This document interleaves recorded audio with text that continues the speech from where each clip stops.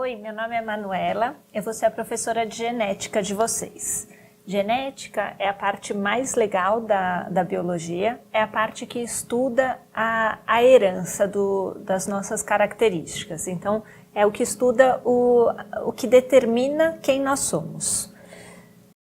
A história da genética vai um pouco para trás, então desde que nós começamos a criar animais e a trabalhar com agricultura, a gente tenta selecionar justamente a característica que a gente quer. Por exemplo, nas vacas, a gente quer as vacas que dão mais leite. Então, desde sempre, os criadores de gado, eles selecionavam as vacas que davam mais leite para serem aquelas que vão se reproduzir, para selecionar, então, fazer uma seleção artificial, diferente da natureza, para selecionar justamente a característica que a gente quer. Mas não se entendia muito bem o que determinava isso. Existiam vários mitos e lendas de que, por exemplo, as meninas sempre puxavam os pais, os meninos sempre puxavam as mães, e não se entendia muito bem, porque se analisavam as características como um todo. Alguns achavam que todas as características vinham dos pais, então que na verdade era o sêmen do pai que determinava tudo, a mulher era só um receptáculo para carregar esse sêmen e desenvolver o embrião. E foi só em 1672 que o holandês Graaf descobriu que as fêmeas elas apresentam um folículo no ovário que contém os óvulos. Então aqui está representado um ovário e vários estágios desse folículo que vai se desenvolvendo ao longo de um ciclo menstrual, e quando está perto de ovular, esse folículo maior com o óvulo dentro é o chamado folículo de Graaf. Então ele descobriu esse folículo e ele postulou que isso daqui seria o fator feminino que vai carregar as características para a próxima geração. Alguns anos depois, um outro holandês descobriu que no sêmen existiam os espermatozoides, que então seria a parte masculina equivalente ao óvulo. Hoje em dia a gente sabe que essas duas partes se juntam e formam o embrião. Mas na época surgiram várias teorias, uma delas era de que cada espermatozoide tinha dentro uma miniatura de pessoa. E aí isso que daria origem ao ser humano. E isso juntando com o óvulo na verdade serviria só também como um receptáculo. Aí veio a contraparte feminista que falou, não, na verdade os óvulos que têm essa miniatura de pessoa, e que Eva tinha dentro de si todas as próximas gerações, porque imagina, ela tinha os seus óvulos, dentro dos óvulos tinham miniaturas de mulheres, essa mulher tinha no seu mini óvulo uma miniatura menor ainda de mulher, e assim por diante, 200 milhões de gerações. E aí, segundo essa teoria, depois que a humanidade passasse por 200 milhões de gerações, a humanidade acabaria. E aí, como que evoluiu? Em 1866, Gregor Mendel, que era um monge austríaco, ele é conhecido como o pai da genética. Ele que postulou a primeira lei de Mendel, que é uma lei que que ainda é verdade, considerada verdadeira até hoje. O que fala essa lei? Que cada característica nossa, então, por exemplo, a cor do cabelo, a cor dos olhos, se o cabelo é liso ou ondulado, cada uma dessas características é condicionada por dois fatores, que um é herdado do pai, um é herdado da mãe. E então, quando a gente se reproduz, cada indivíduo, a mulher vai passar um desses dois fatores que ela possui, e o homem passa também um desses dois fatores. E a combinação desses dois fatores é que determina a característica no filho. E como que Mendel chegou, então, nessas regras que a gente usa até hoje na genética moderna? ele chegou nisso estudando ervilhas. E ele teve sucesso por causa de 3 pontos chaves. O primeiro foi porque ele estudou uma característica de cada vez. Então, antes dele, as pessoas tentavam estudar a hereditariedade como um bloco.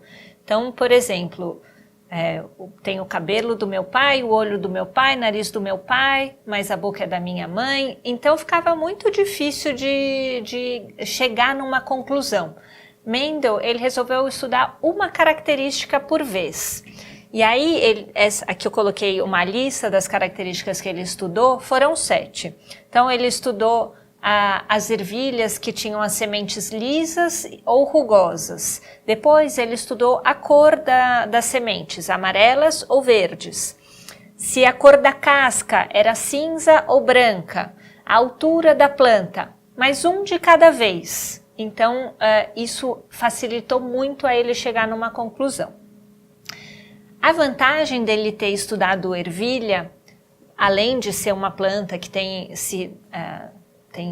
uma reprodução rápida e em grande quantidade, o que ajuda para fazer uma conta estatística, as ervilhas, elas têm uma linhagem pura. Por quê? Porque elas têm o gameta masculino e feminino, eles ficam presos dentro das pétalas das flores, tá? Então, a mesma planta, ela se autofecunda e ela passa as mesmas características. Então, as ervilhas da natureza, que a gente chama de selvagem, né, a característica selvagem, elas são sempre iguais. Então, na natureza, as que têm a semente amarela são todas amarelas e as que têm semente verde são todas verdes, não tem essa mistura.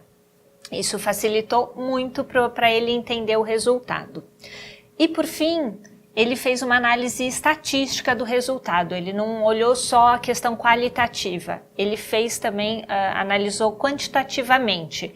E como as ervilhas têm uma reprodução abundante, então ele tinha uma quantidade grande, ele conseguia estudar isso estatisticamente, que é diferente de se a gente analisar humanos, que, né, uma família tem até 4 filhos, pode ter mais, mas que tenha muitos filhos, que tenha 15, para fazer uma estatística disso é pequena. Então aqui a gente está falando de centenas de ervilhas na prole. Então por isso que ele teve sucesso. Então vamos ver um dos experimentos de Mendel. Então aqui eu representei o verde e o amarelo, eles ficam parecidos, eu pus um círculo branco em volta das verdes. Então ele conseguiu cruzar, misturar um feminino amarelo e o masculino verde e vice-versa também. E o que ele viu, essa é a chamada geração parental, que é a linhagem pura. Ele viu que a primeira geração desse cruzamento veio só com ervilhas amarelas, 100% amarela. E aí ele deixou essas ervilhas se autofecundarem. E aí reapareceu a ervilha verde. A maioria das ervilhas, mais ou menos 3/4, 75%, se mantinham amarelas, mas apareceu 25% de ervilhas verdes. E aí, que conclusão que ele chegou disso? Bom, aqui o amarelo, então, é a cor dominante, essa é a característica dominante. Mas o verde, apesar dele não aparecer aqui, ele está lá, ele não se perdeu, tanto que na próxima geração o verde reaparece. Então ele chamou isso de uma condição recessiva. Mas essas ervilhas aqui, elas são híbridas, elas têm dentro delas o verde. E aí ele chega à conclusão, então, a primeira lei de Mendel, são 2 fatores que determinam a cor. E aí, aqui, hoje em dia, a gente costuma chamar esses fatores de acordo com letras. Então, a cor amarela, que é a dominante, e a cor verde, recessiva. vamos chamar esse fator, vamos dar o nome para ele de V. O amarelo, que é dominante, ele é um V grande, e o verde, que é recessivo, é um V pequeno. Essas são linhagens puras, então a gente deduz que são 2 V grandes, 2 Vzões e 2 Vzinhos, certo? Vzão, Vzão, Vzinho, Vzinho. Essa geração, que é um híbrido entre as duas, vai ter herdado, como cada um vai passar um fator, esse daqui só tem Vzão, só pode passar Vzão. Esse daqui só tem Vzinho, só pode passar Vzinho, certo? Então, a prole vai ter um Vzão e um Vzinho. Vzão, Vzinho. Como o Vzão é dominante, todos que têm um Vzão são amarelos. Por isso que essa geração é toda de ervilhas amarelas. Quando eles se autofecundam, aqui tem 2 opções. Então, cada ervilha pode passar Vzão ou Vzinho.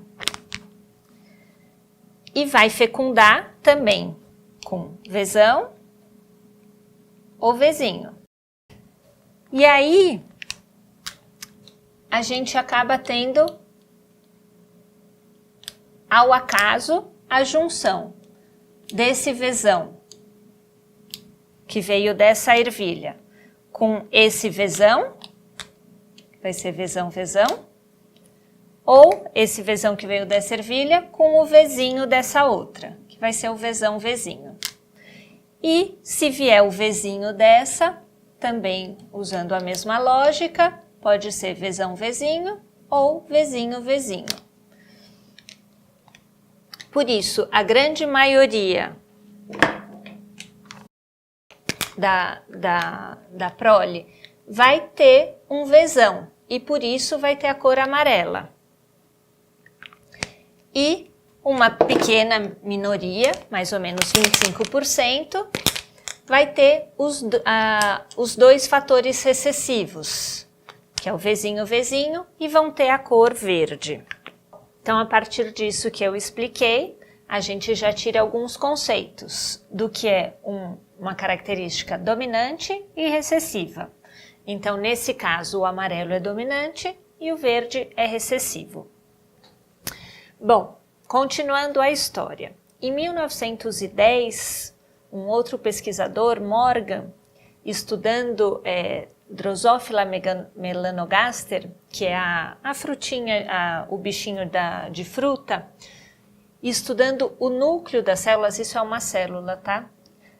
Estudando aqui o núcleo das células, ele descobriu que existiam cromossomos lá dentro e ele conseguiu identificar que cada uma dessas características herdadas se localizava dentro de um desses cromossomos. E ele começou a tentar fazer um mapeamento genético para tentar descobrir cada característica. Por exemplo, aqui é a cor da semente. Aqui no caso ele estava estudando a drosófila. Então, supondo, a cor da asa da drosófila se encontrava aqui nesse cromossomo, que ele começou a dar números. Então, se encontra nesse braço do cromossomo. A outra característica, o tamanho da drosófila, se encontra nesse outro cromossomo. Então, ele foi fazendo esse mapeamento genético. Ele conseguiu associar essas características que o Mendel descobriu, junto com a localização cromossômica. E isso deu origem ao que a gente chama de citogenética. Então, é juntar o conhecimento que a gente tem da célula junto com esse conhecimento da genética e da herança. Bom, um pouco mais para frente, 1953, Watson e Crick descobriram como que é esse DNA, a microestrutura, que é uma estrutura em dupla hélice. Cada uma dessas hélices é composta por DNA, que é o ácido desoxirribonucleico. A partir disso, a gente conseguiu também descobrir como que é feita a duplicação dessa dupla hélice. Então, parece, né, bastante fácil. Então, essa hélice ela se desgruda e começa a formar uma nova hélice, né, a duplificar em cada uma dessas individuais. Então, a partir disso, a gente conseguiu ver a duplicação do DNA, e isso vocês podem ver em maior detalhe nas aulas de divisão celular. Uma outra coisa que ficou clara é como que esses fatores, né, que são herdados e que a gente conseguiu achar a localização, como que eles se expressam. Então, isso acontece a partir da formação do RNA, a partir do DNA, e esse RNA que vai dar origem a uma proteína. E é isso que dá, então, as características para o organismo.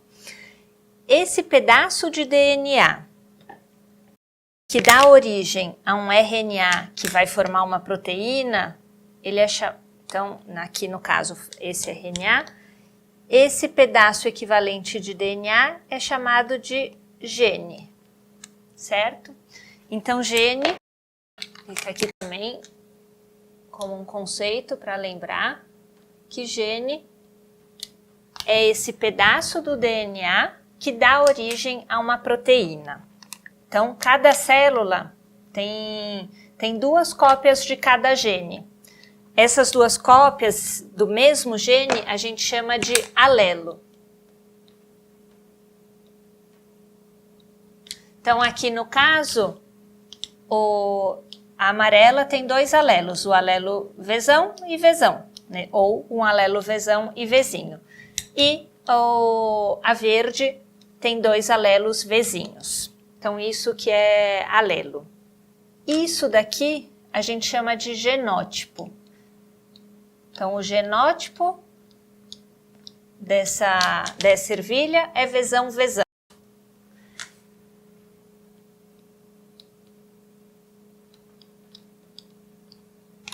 Certo?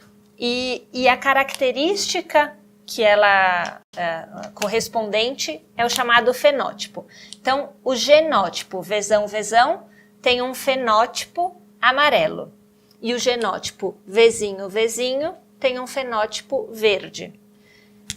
E o genótipo Vzão, Vzinho também tem um fenótipo amarelo. Então, fenótipo, que é a expressão que a gente vê, a expressão física, né, do genótipo. Muito bem. Outro conceito que é importante a gente saber é heterozigoto e homozigoto. Então, nesse caso, as linhagens puras, elas são homozigotas. O que isso quer dizer? Os 2 alelos são iguais. Então, isso é homozigoto. A primeira linhagem de descendência, ela é toda híbrida, é sempre Vzão, Vzinho. Isso daqui é heterozigoto. Aqui são todos heterozigotos. A segunda linhagem da proliferação, ela tem essas 4 opções. Então, uma é Vzão, Vzão, dá o amarelo. Outra é Vzão, Vzinho, que dá o amarelo. Tem mais uma Vzão, Vzinho, que também dá amarelo. E uma Vzinho, Vzinho, que dá o verde. Essa é homozigota, porque tem os 2 iguais. Essa é heterozigota, também é homozigota, também 2 Vzinhos. E essas que tem um de cada são heterozigotas. Então, isso é importante também como conceito para vocês terem. Homo e heterozigoto.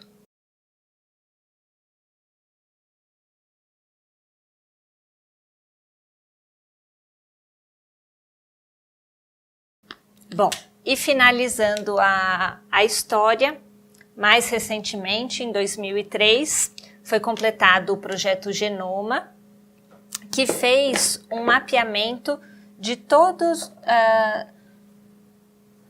essa sequência do DNA.